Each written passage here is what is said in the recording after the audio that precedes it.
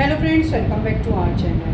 Friends, आज के इस वीडियो में हम ये बात करेंगे कि 26AS और AIS क्या होता है। फ्रेंड्स, अगर आपने अभी तक मेरे चैनल को सब्सक्राइब नहीं किया है तो आप अभी कर दीजिए, क्योंकि इससे हमें मोटिवेशन मिलता है आपके लिए ऐसे वीडियोस को आगे लाने के लिए। सो फ्रेंड्स, वीडियो स्टार्ट करते हैं।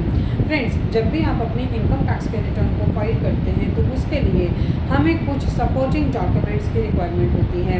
26AS और AIS उन्हीं सपोर्टिंग डॉक्यूमेंट का एक पार्ट होता है। इसके बिना हम अपने इनकम टैक्स के रिटर्न को फाइल नहीं कर पाते हैं।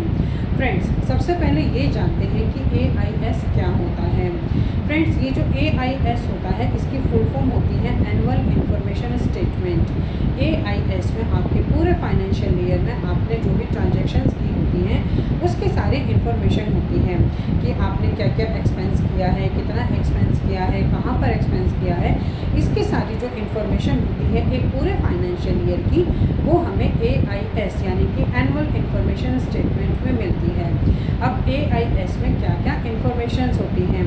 फ्रेंड्स, AIS यानी कि एनुअल इंफॉर्मेशन स्टेटमेंट में आपके म्यूचुअल फंड्स की इन्फॉर्मेशन होती है, आपके सिक्योरिटी डिपॉजिट्स की इन्फॉर्मेशन होती है, आपके डिविडेंड की इन्फॉर्मेशन होती है, अगर आपकी कोई भी इंटरेस्ट इनकम है तो उसकी इन्फॉर्मेशन होती है, और अगर आपने फॉरेन में कोई भी पैसा भेजा है तो उससे रिलेटेड सारी इन्फॉर्मेशन होती है।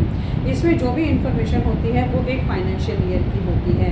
फाइनेंशियल ईयर मतलब 1 अप्रैल से लेके 31 मार्च तक का जो पीरियड होता है वो फाइनेंशियल ईयर कहलाता है, और उससे रिलेटेड सारी इन्फॉर्मेशन इसमें होती है। अब फ्रेंड्स, ये जानते हैं कि ये जो AIS है आप इसको कैसे डाउनलोड कर सकते हैं।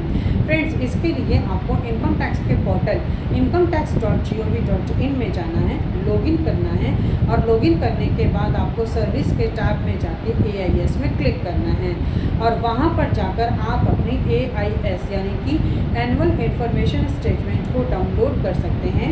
आप इसको PDF में डाउनलोड कर सकते हैं, JSON में डाउनलोड कर सकते हैं, और आप इसको CSV में भी डाउनलोड कर सकते हैं। इस तरह से आप अपने एनुअल इंफॉर्मेशन की स्टेटमेंट को निकालने के बाद ही आप अपने इनकम टैक्स के रिटर्न को फाइल कर सकते हैं। अब फ्रेंड्स, ये जानते हैं कि 26AS क्या होता है। फ्रेंड्स, ये जो 26AS होता है इसमें आपके टैक्स डिडक्शन की सारी इन्फॉर्मेशन होती है। जब ये जो 26AS होता है इसमें आपका जो भी टैक्स डिडक्ट किया जाता है, किसी भी सेक्शन के अंतर्गत अगर आपका टैक्स डिडक्ट किया जाता है तो उसकी सारी इन्फॉर्मेशन 26AS में होती है। 26AS एक फॉर्म होता है जिसमें आपका किस हेड के अंदर कितना टैक्स डिडक्ट हुआ है उसकी इन्फॉर्मेशन होती है, और साथ में टैक्स डिडक्टर की भी इन्फॉर्मेशन होती है कि कौन से पर्सन हैं जिन्होंने आपका टैक्स डिडक्ट किया है, किस सेक्शन के अंतर्गत और कितने % का टैक्स डिडक्ट किया है। इसकी सारी इन्फॉर्मेशन आपकी 26AS में होती है। फ्रेंड्स, आप 26AS को भी इनकम टैक्स के पोर्टल पे जाके डाउनलोड कर सकते हैं।